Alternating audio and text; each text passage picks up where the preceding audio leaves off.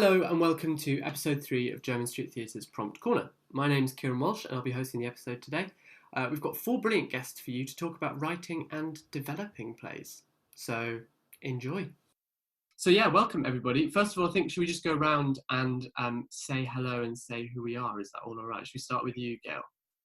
So I'm Gail Louw, and I wrote The Ice Cream Boys, which Vic directed, and that was in Jermyn Street in October. And how about you, Vic? Hi, I'm Vic Sivalingam, and I directed Gail Louw's play The Ice Cream Boys at Jermyn Street in October. So I can see how the second half of this is going to go. Hello, my name's Allemano. I wrote about Louw, which Michael Oakley directed. It was on at Jermyn Street in 2018, I think. Was it? Yeah. I think so. Yeah. And I'm Michael, and I directed that play, which we think was only 2018. Glad we're all feeling lucid today. It's all nice. Yeah, I don't even know what day. Or what day? Yeah.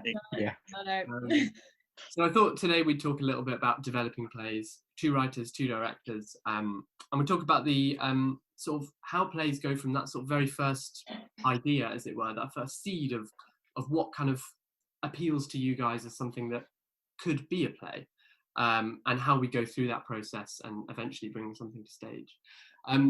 So Alice, maybe you could start us off and talk a little bit about that sort of process of what initiates a play in your mind for you. Where's the starting point? I mean, literally, it's kind of about I just keep my eyes and my ears open as much as possible, because it can be anything. So, I mean, About Louw the idea was born 5 years ago from going to an art exhibition at the Tate Liverpool, seeing an exhibition about an artist I'd never heard of called Leonora Carrington, being fascinated not so much by her art, which I do like, but more about her story. And then, that's what the play then became about, is inspired by Leonora Carrington. So I don't know where they just come from anywhere. I mean, I've started writing a new play because I walked past an allotment the other day and just thought I'd write a play about fathers and daughters on allotment. So anywhere is the answer to that. So for you, it's the beginning of a process. It's the start of a sequence in your head that starts off something that you feel should be seen on stage by other people, or should be heard by other people. Exactly. It's an idea. It's something that feeds into probably something I've already been thinking about. So About Louw was finding your voice as an artist. And that was what I was doing at the time and still am doing. But then I've heard this story about a woman that did that very successfully, and it fed into something I was already thinking about and feeling, so then turned it into a play. And how about for you, Gail? Where do stories come from for you? Well, shall I say particularly about the Ice Cream Boys, because each one has got a different genesis, really.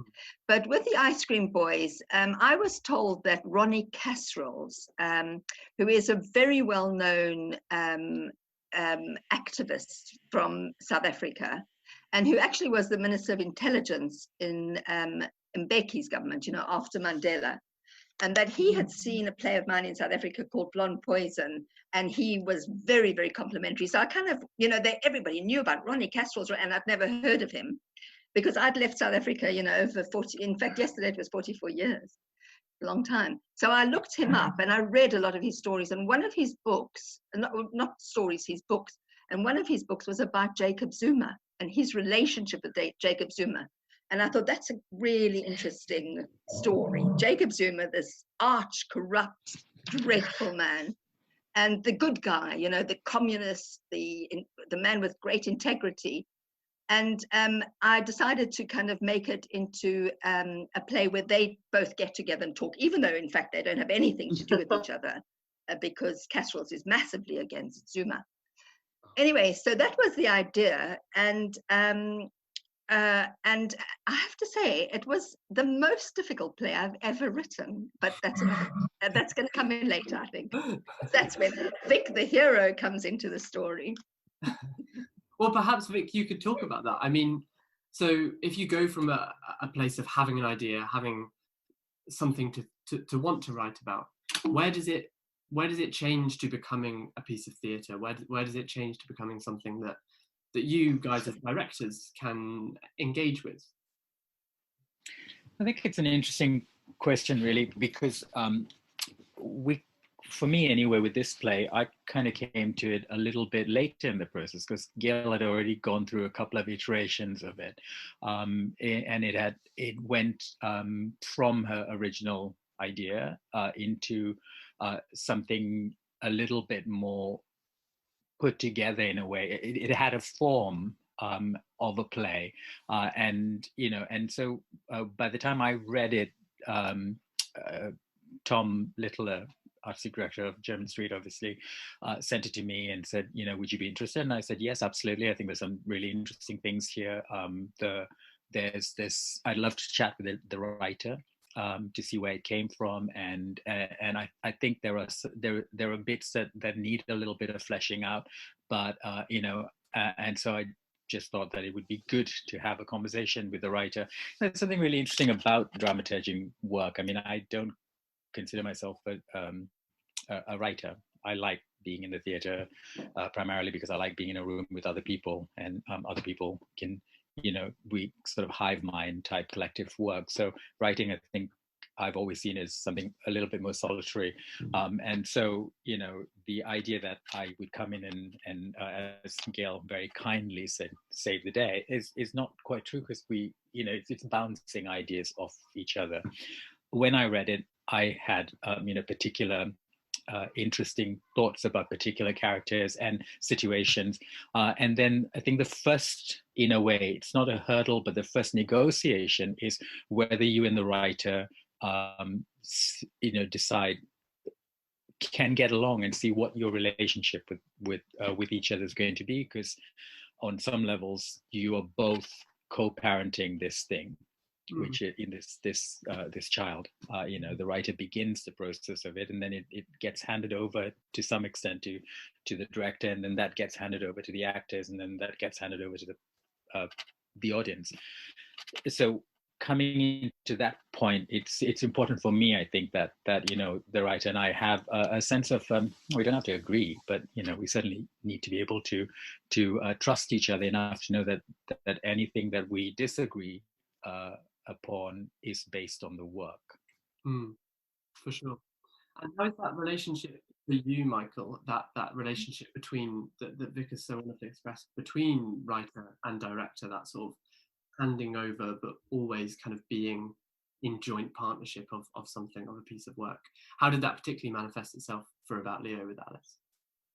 Well, I think the thing about whenever you're sent to play, and I think my trajectory to working on About Leo was pretty similar to yours, Vic, on the other show, in that Tom sent me the play, and I think what you have to absolutely know if you're a director and you're being sent a new piece of work is what can you bring to it that no one else could, or if you think someone could direct it better than you, I'm not sure you should do it.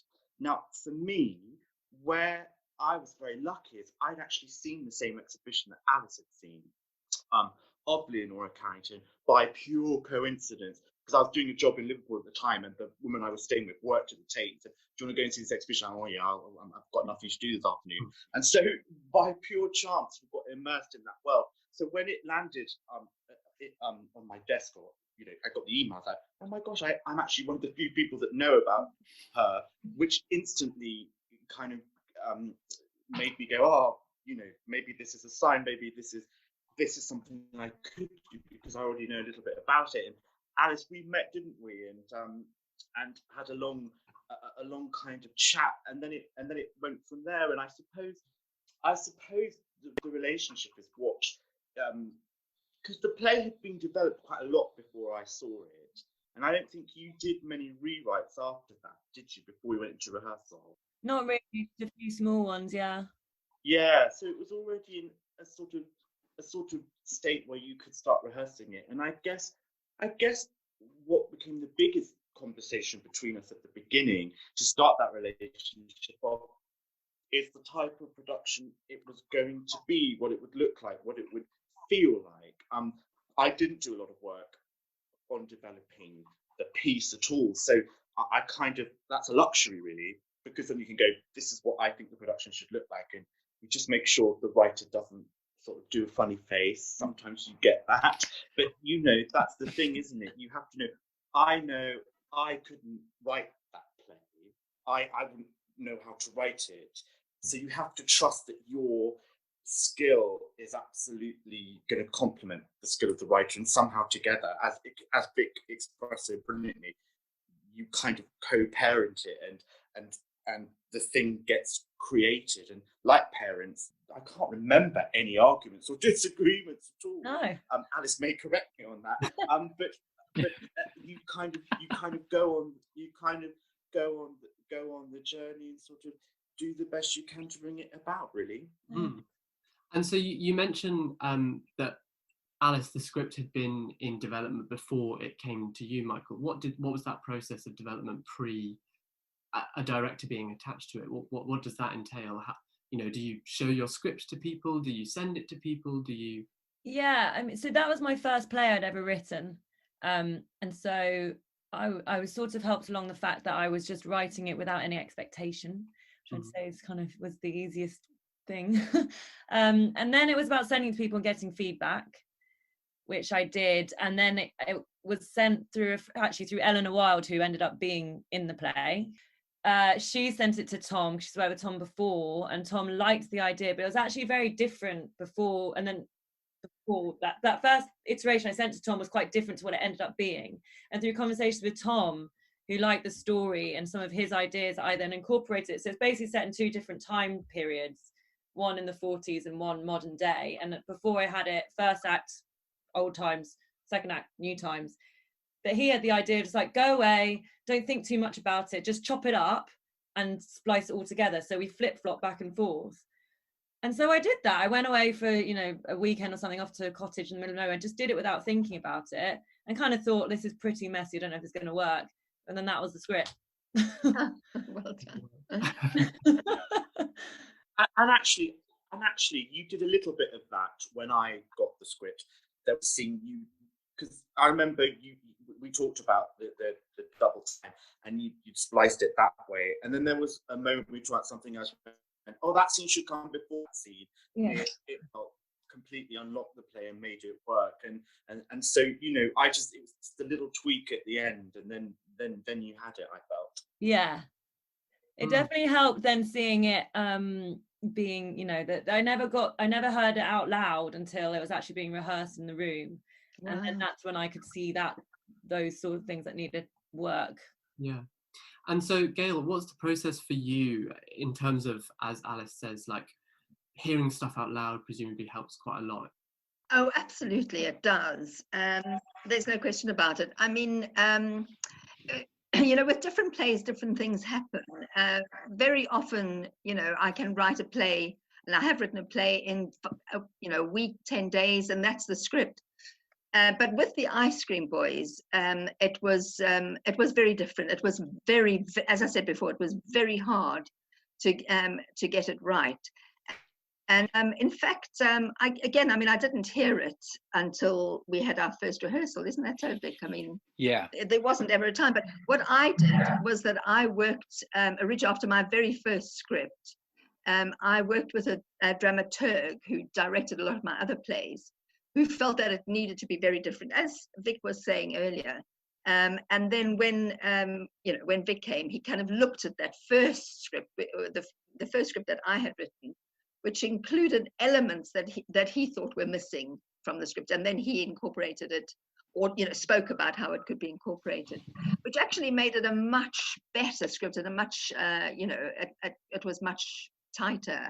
But as I said before, it was a very, very difficult play to do, and I mean, really, Vic is underplaying his involvement, because I've never before had so much, mind you, apart from one time, but that's beside the way, so much involvement and the fact of, by a director. And the fact is that I trusted Vic so completely.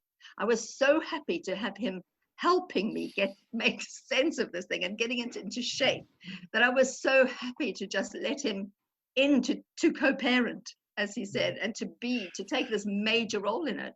And even one occasion when we were actually in rehearsal, and we were together on the one day, and then there was suddenly a whole lot of things that needed to be changed. And I was going to the theatre that night. I had tickets to go and see something at the old Vic, and Vic actually took it home and put in all the changes. He actually wrote the changes, and it was fun. And that normally doesn't ever happen. So he was massively involved in getting it right. I mean, as you can see, this is a healthy relationship here. So our children are going to be good, Gail. I don't always consider myself a new writing director. I quite like the classics. I quite like the historical plays myself, and often with new writing, you're reading things, and as a director, it can sometimes be really easy to think, oh, well, you can fix that and you can fix that, and before you know it, what ends up happening is that you pull it so far away from what the writer was thinking that it becomes this neither one nor the other thing. So I really enjoy actually often reading the writer's first iteration, because it has the kernel of the idea there, and obviously things will change as one expects it to metamorphosize into what it's going to be, or at least what it's going to be for that production. I went back and read that, and what was in that version is, as Gail says, there were a lot of a little bit, what you were saying earlier with Louw, there were bits of jumping back and forth that really worked and gave a different voice to the characters, and we saw the characters in different scenarios that we would not see if they were just telling us about it. And I thought that really was useful for this kind of play, because it was hugely political. It was about South Africa, so there were inherently issues in terms of both the protagonists and the antagonists are both still alive, but what Gail did was she sort of jumped them into the future slightly and made them a wee bit older than they were. So they're meeting in a situation that's in the future, but they're still here. But then they're talking about the past. So we were negotiating between all these various timelines, and yet they were talking about things that really happened. But we couldn't completely always, pinpoint whether what was being said was true. Politically, there were things that were hidden in under official secrets acts and stuff like that. So there was no way of knowing what was being said.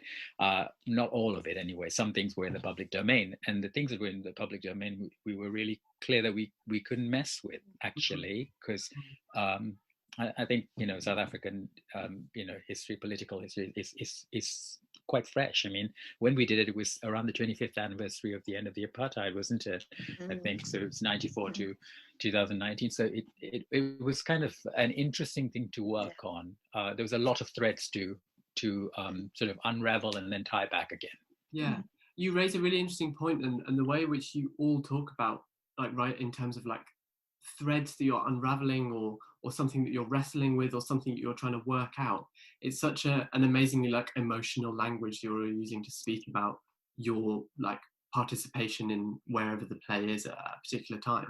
How much does that emotion kind of contribute to the final piece? Do you have to take moments where you think about things with a bit more of an analytical mind and kind of look back at it rationally, or do you feel as though the process is largely determined by these emotions that you're feeling? And I suppose that changes when it gets to the rehearsal room as well. It turns into a different thing. Well, I mean, I liked what happened with About Louw anyway, was that I hoped that everything I was trying to say was there, right? And then I almost just sort of gave it to Michael, and I was like, okay, now it's yours.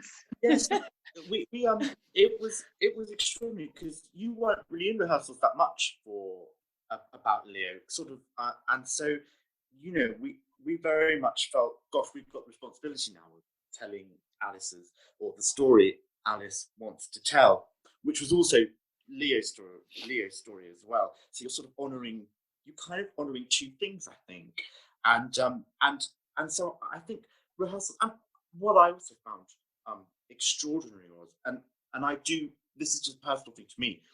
Is you do feel more pressure on a new play anyway, but equally we only have 3 weeks to rehearse it, which includes a bank holiday, so you lose like 1 day of rehearsal, which in a 3-week rehearsal period on a new play, literally it's 8 hours that you just yearn for, and so we were slightly up against it, but I suppose what you're saying about the emotion of what you're going on, the emotion you find in the room, but more importantly, the actors bring in the room, does inform what happens in the play.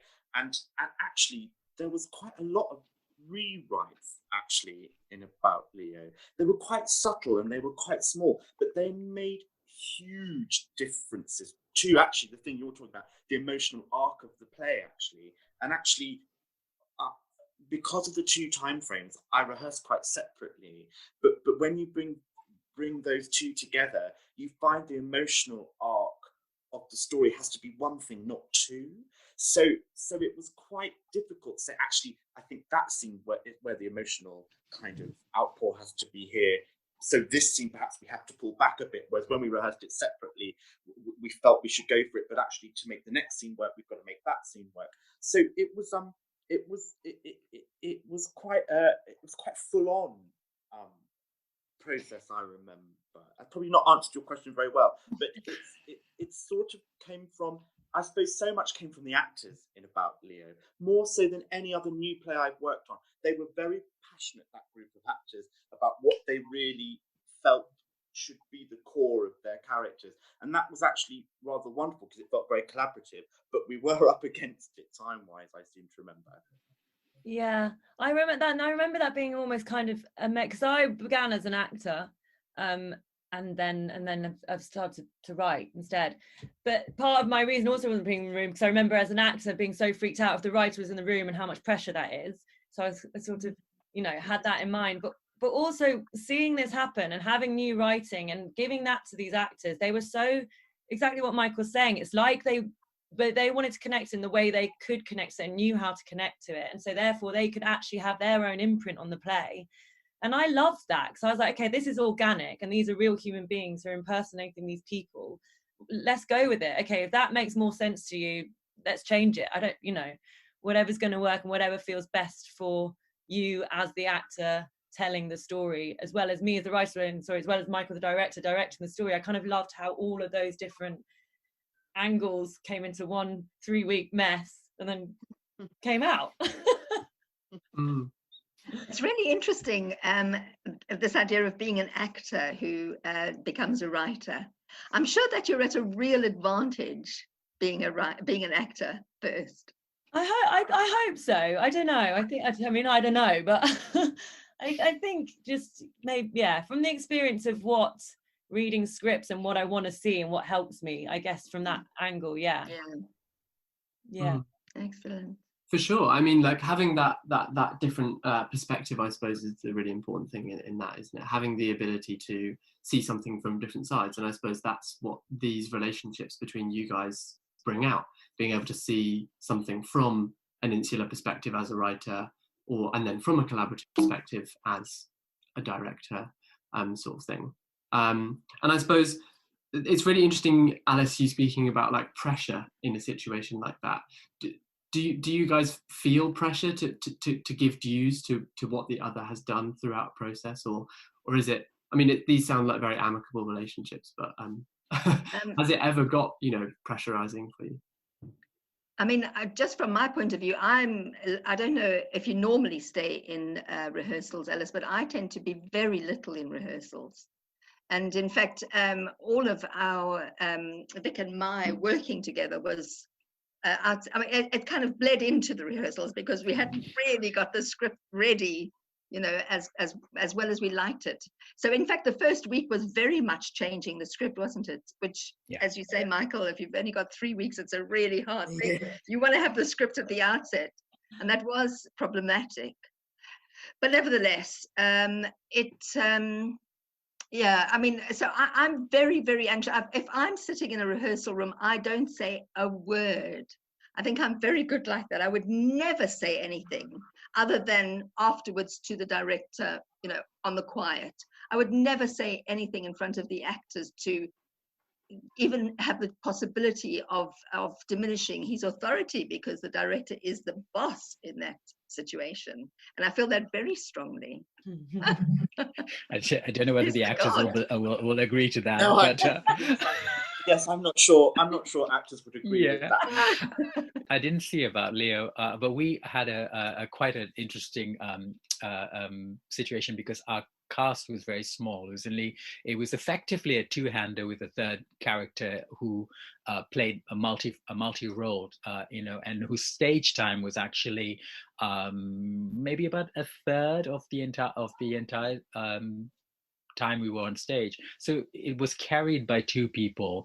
One of the actors came on stage and never left for an hour and 15 minutes, and the other actor came in about 5 pages in and then left for 3 pages and came back again. So and because both actors were, both characters were they were octogenarians, as written by Miss Gail Louw.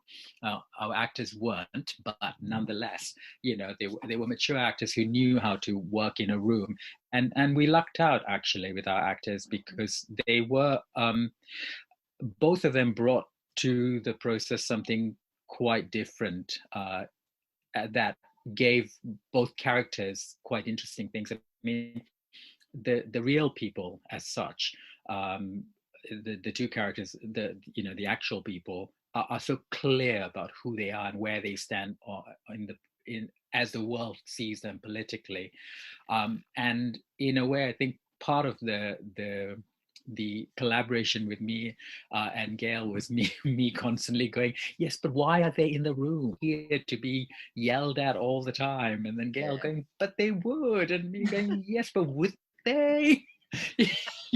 So we spent a lot of time doing that. And then, interestingly enough, when the actors came in, what was really Andrew Francis, who played Zuma, made him into such a likable person. Who's the protagonist? Who's the antagonist? Now, it was really interesting, and it kept switching back and forth. And I mean, Zuma was such a dreadful name. Yeah. So there were moments where we were going, oh wait, but in a way, I think it sort of played, gave it something much more snaky, I think. Sort of smiling in your face while you stab someone in the back. And which in fact he was very charming, absolute dreadful, corrupt bastard, but charming. It's so interesting hearing you talk about characters and thinking about what protagonists and antagonists. We kind of didn't have that in About Leo, and actually the challenge was, in a way, the play is about a surrealist artist who really believes in the surrealist movement, and so if you were to read some of the wonderful dialogue, it's not like a normal person's thought process at all.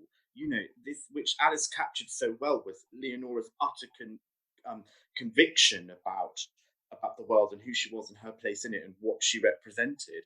And so these wonderful moments of dialogue, where usually you'd have to sort of pin it through and go through a thought process.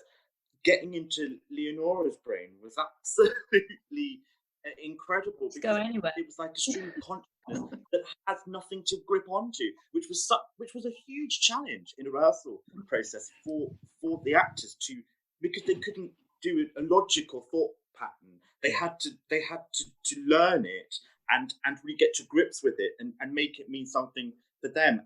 I felt that was the sort of biggest challenge, and that's because Alice had so wonderfully evoked the dialogue and the psyche of Leonora. And it's so wonderful hearing you two speak, because your play sort of in some ways is the complete opposite, where you're thinking of thoughts and being rooted in that.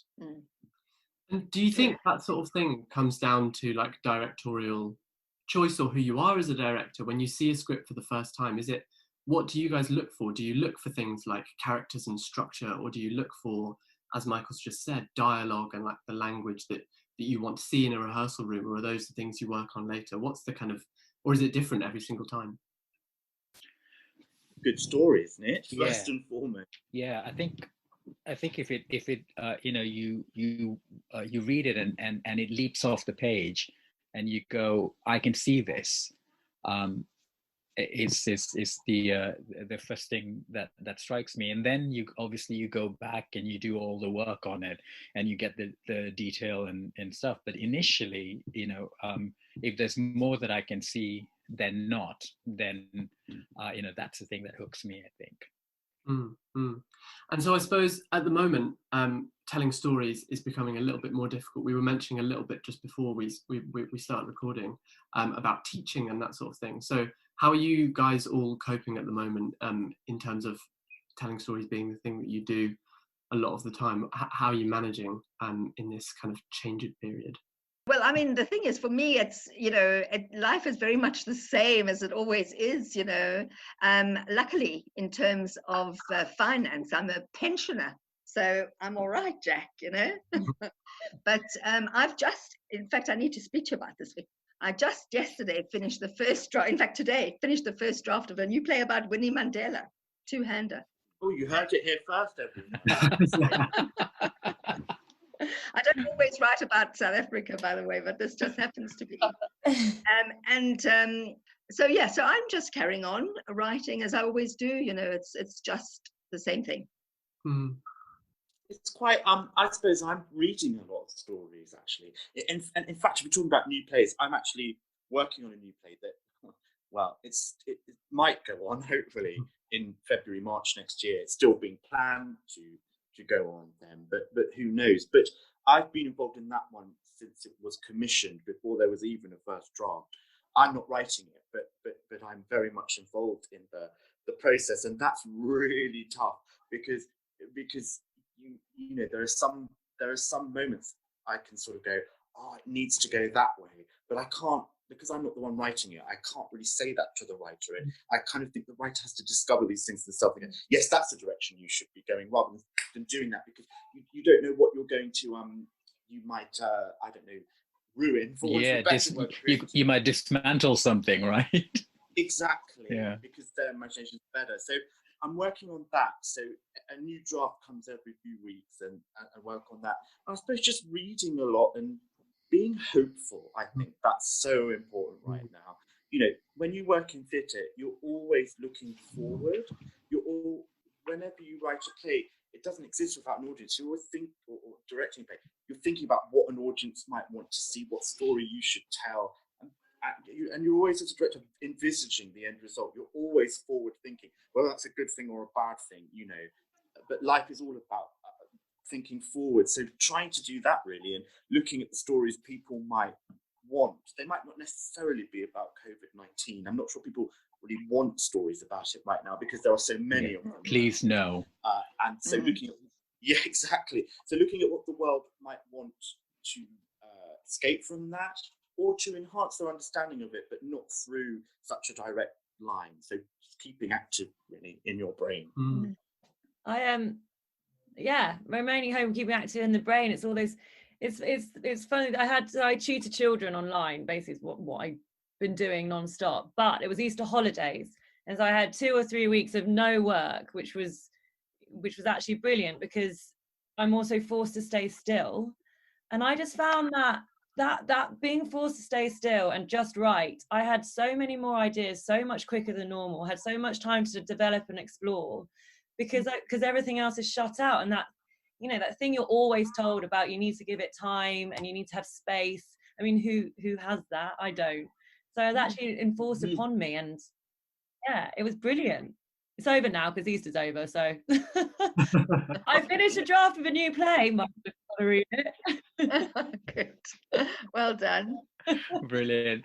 I think for me it's really interesting because it feels incredibly familiar, this sort of quiet time. I've always been a freelancer all my life, and then a couple of years ago I've been in this full-time job as a senior tutor at Lambda, and suddenly, weirdly, I've come back to this sense that this time where you're sitting at home in a kind of not that I am sitting at home in stasis, but that's that feeling of being home a lot more, which freelancers understand, because we live in I think as freelancers you live in a status quo of unemployment, don't you? It's even though you are even though you're employed, even if you're lucky to be employed regularly, you're always looking at it's coming to an end, so you're looking to the next thing. But in terms of the drama school stuff, a bit like you, Alice, we've been, all of this hit just around the time of Easter break anyway. So, it doesn't feel like I'm in the thick of it. Apart from these kind of meetings, I feel like I'm on Zoom a lot, and never heard of Zoom before this, and now it seems to be the go-to thing. But we start we start teaching again next week, so we'll see how it all works. I'm fascinated to see how we'll actually be able to find. Inevitably, I think we will find something, but what that thing is at the moment feels a bit amorphous. Yeah. Well, it's wonderful to hear you're all keeping hopeful, and you're keeping writing, and you're keeping the ideas flowing. And I suppose that's what this is all about, right? Developing stories and making sure we've got stories to tell for everybody. Yeah. Completely. Thank you for joining us for another episode of Jermyn Street Theatre's Prompt Corner. Don't forget to like and subscribe on YouTube. I've always wanted to say that. And to follow us on all our social media channels as well, and share with your friends. Next week, we're going to be speaking to people in sound and music. So see you then.